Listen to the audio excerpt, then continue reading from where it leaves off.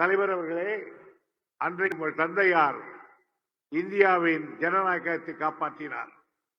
இன்றைக்கு நீங்கள் காப்பாற்ற வேண்டும் என்று இந்தியா எதிர்பார்க்கிறது. வருங்கால ஜனாதிபதி முருகேசன், வருங்கால ஜனாதிபதி முருகேசன், வருங்கால ஜனாதிபதி முருகேசன். உங்களால் தான் முடியும் என்று பார்க்கிறது.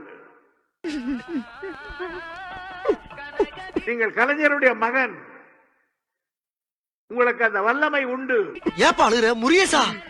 என்னமா ஃபீல் பண்ணி கூவுறான்டா அவன். திராணி உண்டு. என்ன போய் ஜனாதிபதின்னு தைரியம் உண்டு என்று நாடு கருதுகிறது. நீ ஏன்டா அழுவுற? இல்ல, வாங்குற காசுக்கு மேல கூறாடா கொய்யா. எனவே நீங்கள் கட்சியை காப்பாற்றி இருக்கிறீர்கள், தமிழ்நாட்டை காப்பாற்றி இருக்கிறீர்கள். இந்தியாவை காப்பாற்ற வேண்டிய பொறுப்பு நம்முடைய தலைவருக்கு வந்திருக்கிறது. கொய்யால காசாடா முக்கியம், கூவல் தான்டா முக்கியம். அதுவும் வித்தியாசமா கூவுறான்டா அவன்.